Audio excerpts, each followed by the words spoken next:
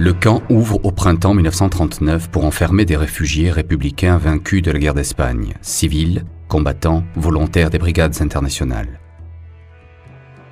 18 000 personnes, représentant 54 nationalités.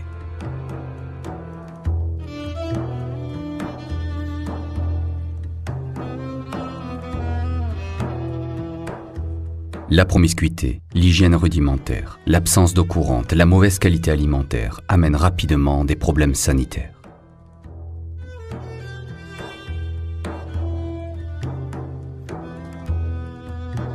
Jusqu'à la fin de l'hiver 1940, la plupart de ces internés sont peu à peu libérés, renvoyés en Espagne, incorporés à l'armée française ou encore embauchés à bon marché pour pallier la mobilisation des hommes en France.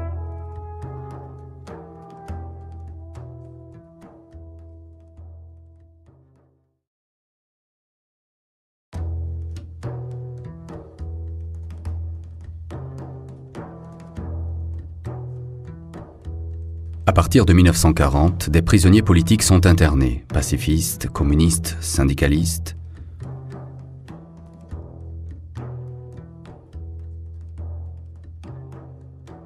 Au début de l'été, après la défaite de la France face à l'Allemagne, le camp passe sous l'autorité civile du régime de Vichy. Au mois de mai 1940, la population du camp passe de 1500 à 12 000 personnes. On trouve notamment des femmes et fillettes emprisonnées à Gurs. Allemandes, autrichiennes arrêtées en France, juives pour la plupart ou originaires d'Alsace et de Lorraine, annexées par l'Allemagne. Les conditions de vie et d'hygiène deviennent lamentables. La faim et ses souffrances deviennent omniprésentes.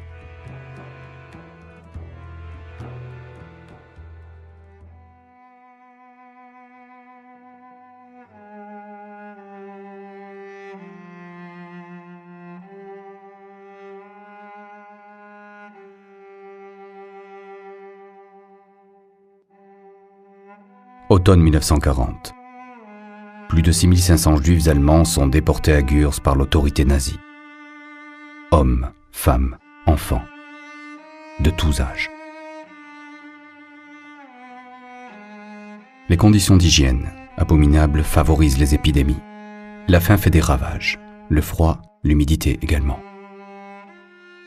La détresse, la désolation, le désespoir sont immenses. Durant l'hiver 1940-1941, plus de 800 personnes meurent, majoritairement des personnes âgées ou très âgées.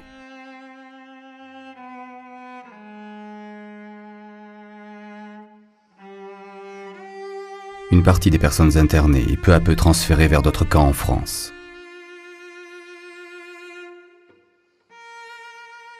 Puis entre août 1942 et mars 1943, 6 convois au départ de Gurs déportent 3 907 personnes.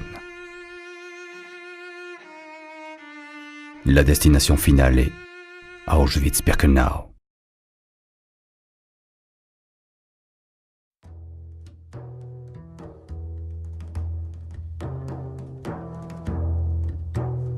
En novembre 1943, le camp est dissous par le régime de Vichy, sans pour autant être fermé. Quelques dizaines de personnes jugées indésirables au régime sont encore détenues. Nomades, opposants politiques, prostituées.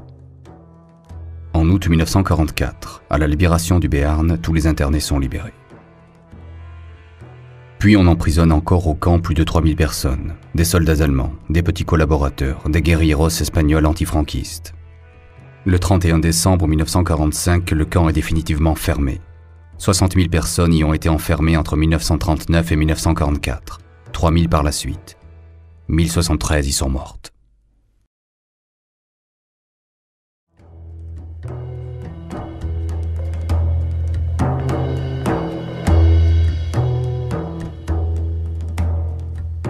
Tout est exceptionnel dans l'histoire de ce camp.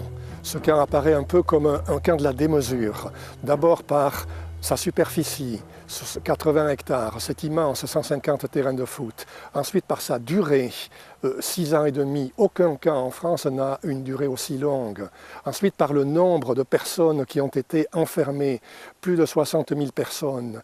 Par le nombre des nations qui sont représentées ici, 52 nations au total venant de toutes les régions du monde. Ici, la quantité, l'intensité des souffrances au centimètre carré est considérable.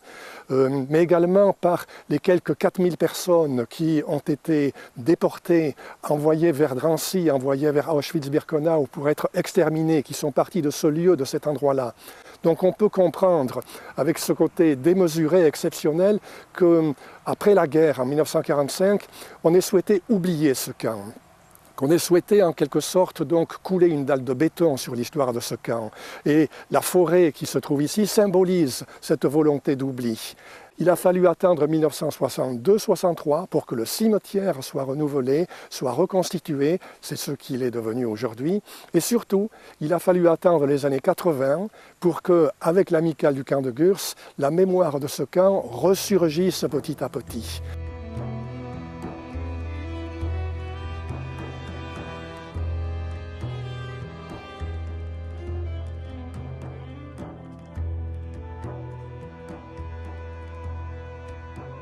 Pourquoi? À vrai dire, cette question est la question lancinante. C'est la question, dès que l'on pense à Gurs, on ne peut pas cesser de se demander, mais pourquoi? Comment cela s'est-il?